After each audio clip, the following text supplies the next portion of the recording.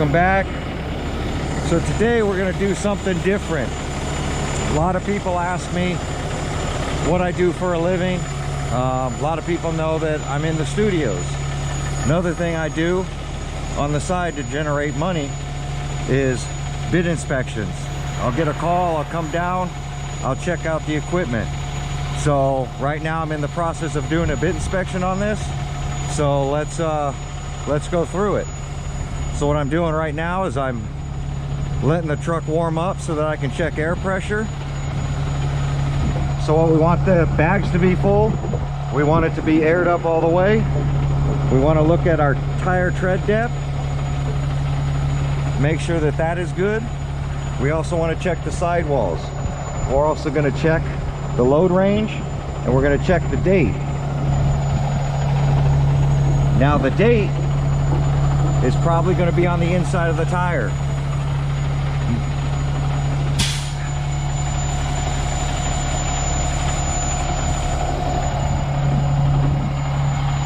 I'm going to take you guys off my head and we're going to look for this date.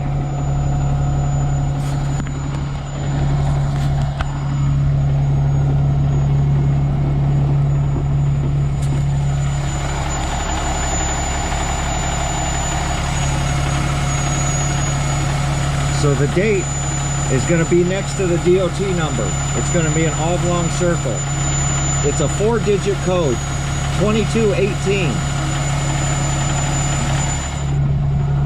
So 22, let me put you back on my head.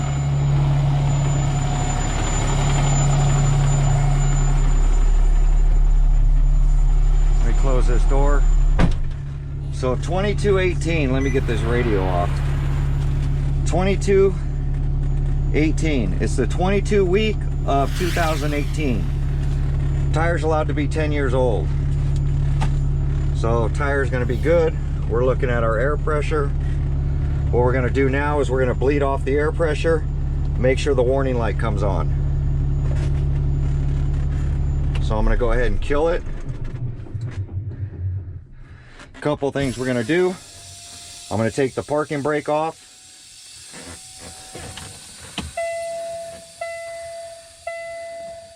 Turning the key on so we can see the digital gauges. Now we're going to check the tractor protection valve, which is this. We're going to bleed off the air, which every driver should be doing anyway. So here you go. You see the red warning lights and the beep, and then primary air pressure is low. You have primary and secondary. So primary is your main tank, secondary is your airbag system. So next thing, we still haven't popped out the e-brake. This needs to pop out somewhere between 5 and 10 psi.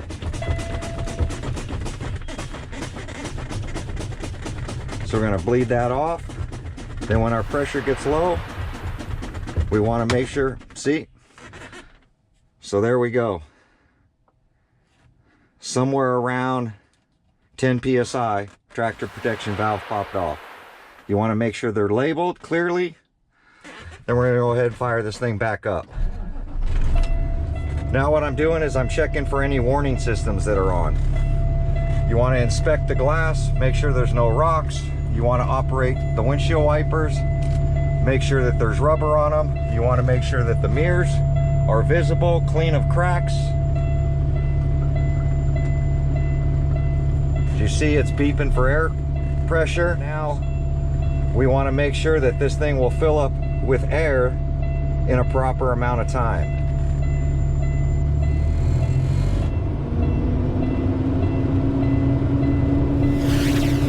Once it gets out of the red zone here, the beeping will stop. I'm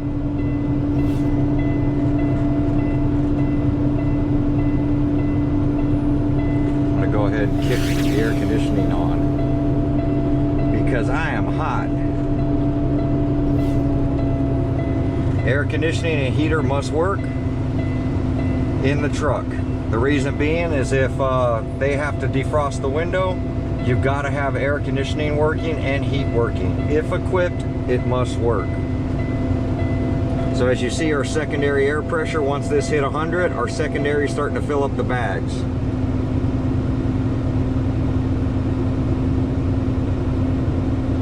Next thing I'm looking for is any kind of check engine light, any kind of warning light. Outside temperature right now is 105, so it's a very hot day. Coolant temperature, your DEF fluid, your fuel gauge. Make sure that they're all working.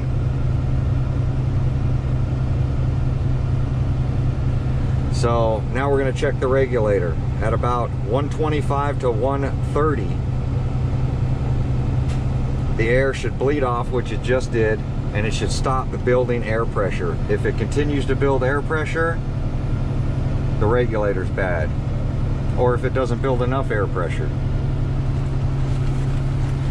So these are some of the things that you do. We're going to check the mileage, 11,536. So May 11,536. We're going to throw down the mileage.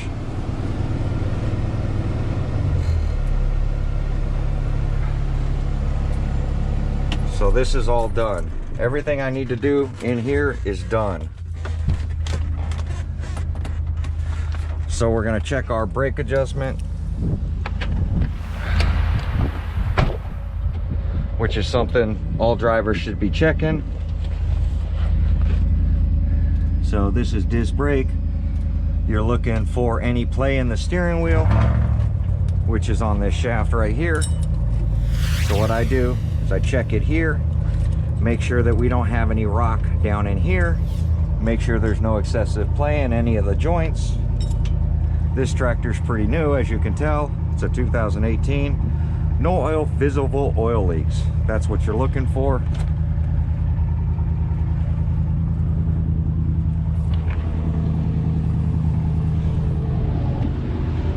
On both sides of the motor, we're going to check the belts, make sure there's no cracks, make sure there's nothing leaking out of the radiator, make sure our coolant level's full. We're going to check our gas tank straps, make sure that the straps are tight, tanks aren't loose, nothing spilling out of the tank. Now we're going to check for water in the air system. Right here, check both tanks. No water, no rust. Gonna check your glad hands. No visible cracks. No visible cracks. Electrical connection. Make sure no wires are hanging out. This one has a generator on the back of it. We're not inspecting the generator. Our steer tires, these are more important. Looks like brand new steer tires.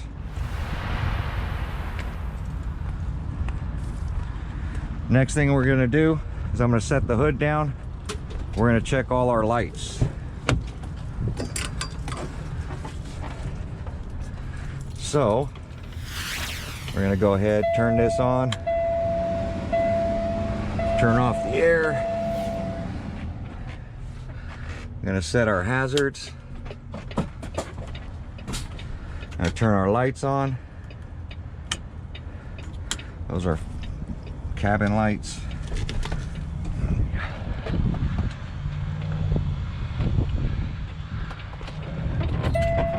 Don't want the glow plugs going.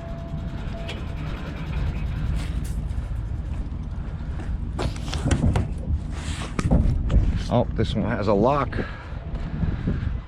Yep.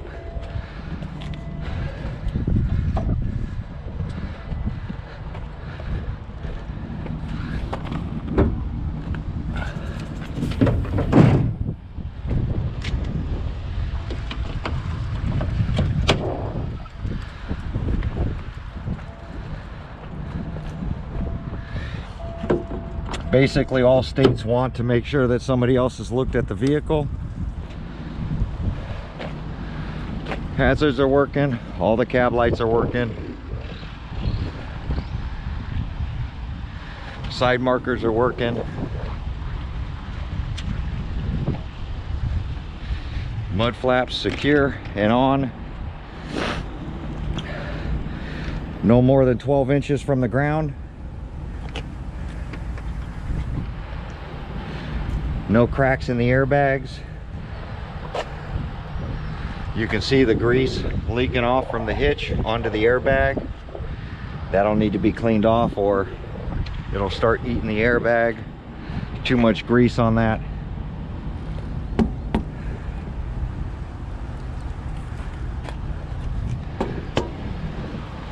Make sure all the bags are full. So our running lights, brake lights, and turn signals are all going to work. We're going to check our receiver for cracks. We're going to check the frame rails for cracks and the fifth wheel plate.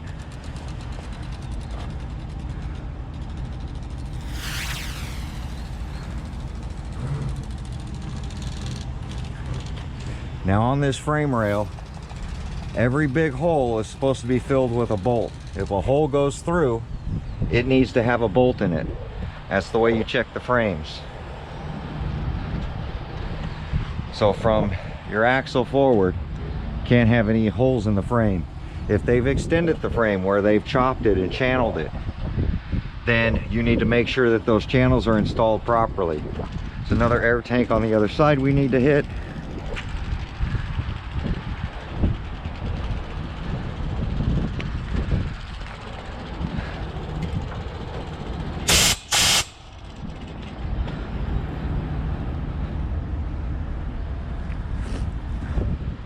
All tanks secure.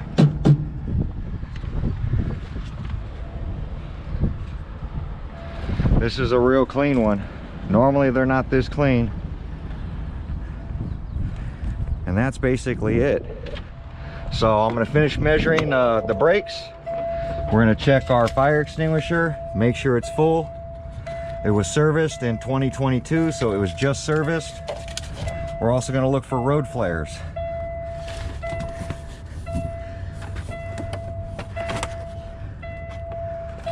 Make sure that it is equipped with road flares. Here are our road flares, right in here in the red can. Turn our lights off, turn our hazards off. Now I'm going to go ahead and release the brakes, and I'm going to measure the throw on the brakes. We'll be right back. All right, so right now I've just finished my inspection. I'm putting the mileage on it, sitting in the air-conditioned car because it's a little warm outside.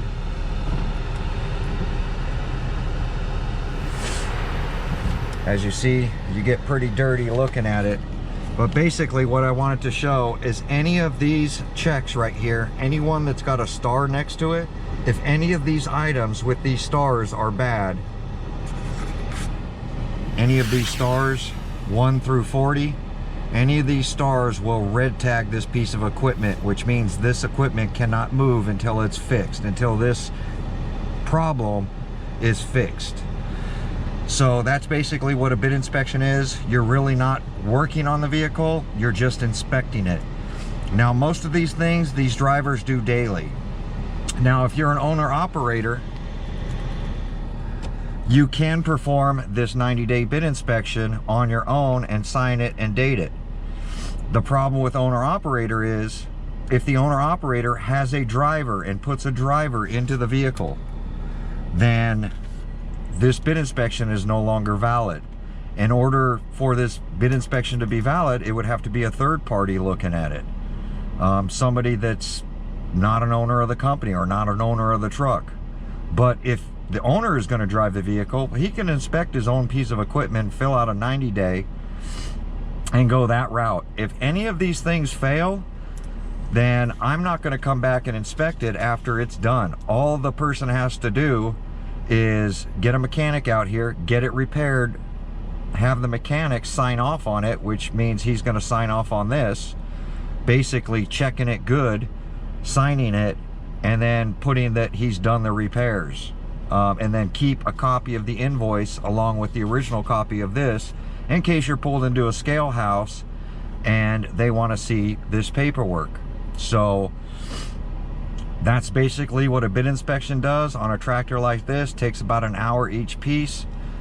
Each thing says check air governor, cut in, cut out, 85 to 130. These are all tests that I've performed. I've checked all the tires, I've checked all the warning devices. Now things like this, hydraulic brake system, adjust components and condition. This on this truck does not apply. Anything that's hydraulic. This doesn't have hydraulic, it has air. So we would be performing this air brake system. The biggest way that I tell that somebody's done a fake bid inspection is that every box is checked okay. Well, when it doesn't have a clutch, because some are automatic, because they ask you to check that, when it says check hydraulic brakes, well, if it doesn't have hydraulic brakes, how can you check it? It shouldn't be okay. It should be non-applicable, NA. So these are things that I found in my career. When I get to a truck, I can tell when a bid inspection has been performed improperly. Meaning whoever did it just sat in his car, checked all these boxes, and never checked the piece of equipment. But that's just something that I do on the side, on top of owning Earl's Automotive and also being a mechanic for the studios and a picture car coordinator and also a transportation driver for the studios. I'm all based around trucks, trailers, semi-trucks, that kind of stuff, and I work on this stuff. So in order to qualify to do a bid inspection in the state of California, all you have to have is 1 year working in a garage, being paid, or not being paid as an apprenticeship, working on an air brake system on a semi-truck in order to be able to perform one of these inspections. So what I did was 15 years ago, even though I owned my own shop, at my own shop, we never did tractor repair. So I left my shop for 2 years. I went to Paramount Studios and I worked in their garage there at a minimum pay to be able to do these bid inspections. Now you do have to have an insurance policy on yourself in order to do these bid inspections. It's a $5 million policy, but it's a good way to make money being a mechanic in the field of working on semi-trucks. All right, so we're back home on the bench. So I wanted to show you the 3 forms that are important with bid inspections. Being a certified mechanic, I suggest you get yourself certified in, of course, general automotive, and then of course tractor trailer, and of course air brakes and standard hydraulic brakes, which those certificates are something you have to renew every 3 years. It's just a class and a test you have to take. You can take them online. ASC are some of the older ones, but Snap-on also offers their own test. There's a bunch of companies out there that offer these tests, so that make you an ASC certified mechanic technician or just a certified technician. So there's trade schools that offer this stuff, but if your career is going to be working in the automotive field, I suggest, you know, anybody that's around any kind of trucking company or, you know, any major city, you know, this might be something you guys want to do as well on top of your normal 9 to 5 working on trucks or working on automotive passenger cars. So the first inspection is basically called an annual vehicle inspection. So every quarter, there's 4 quarters to a year. In a year period of time, you need 1 annual, and then you need 3 90-day inspections for most states. Some states only require an annual and don't require 90-day inspections for their state. Most of them just a yearly inspection, which that's what this report would be,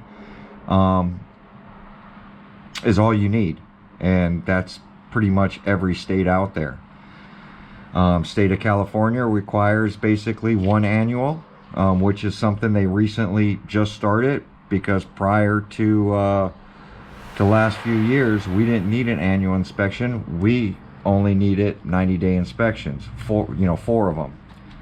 Now they're finally starting to join with the other states to where we do 1 annual, which covers most states when you're crossing state lines. And then something like this, which is your 90-day bid inspection. your biannual inspection. So pretty much everything that's on this form here is on this form here, except an annual inspection is more in detailed, because what they want you to do on an annual inspection, they want you to pull the wheels, they want you to measure the brakes. So whether it's a rotor or a drum, somehow you have to get that measurement. It's easier to measure it with the wheels off, but you can measure the drums and the disc on the vehicle. It's just a lot more difficult. So that's something that has to be checked on both these forms. Now these are for tractors. What if you're just looking at a trailer, say whether it's a landau, a reefer trailer, some sort of enclosed trailer, a cattle trailer? Well, they also have a trailer maintenance and safety sheet inspection, 90-day inspection form, which looks like this. As you see, there's a lot less stuff to check because there's not a motor on them. Now some of them, like reefer units, do have a motor and a generator most of the time, on top of the air conditioning unit on them, and if it is equipped, it has to work. So if you have a reefer unit with a generator and reefer that's not working, if it's not working, you have to note it on this form. So then that just becomes a haul trailer. You can't put goods and services in it that could spoil. But these are 3 of the forms you should get yourself familiar with, and that's it. It's a pretty easy thing to inspect, as long as you know what you're looking for. It's another good way of making a lot of money in a day. Now all of these, if you're owner operator, if you own your truck and trailer, you can inspect your own truck and trailer for free. If you're a driver and the company doesn't want to pay for somebody to come out and do this, or they don't have their own mechanics, a lot of big companies have their own mechanics and own technicians that do these inspections for them. But if it's just a company that owns a bunch of trucks, you can drive that truck right over to any scale and get an inspection done for free. Problem is if they find something, they red tag it, that truck is stuck there or has to be towed away from the scale yard. And I think that's what a lot of big companies are afraid of, is they've had many trucks stuck at a scale, and those officers, there's no leeway with it. With me, if something fails, you throw a red tag on it, you wrap up the steering wheel with a do not drive label on it, and that truck is no longer allowed on the road until whatever safety corrections are corrected.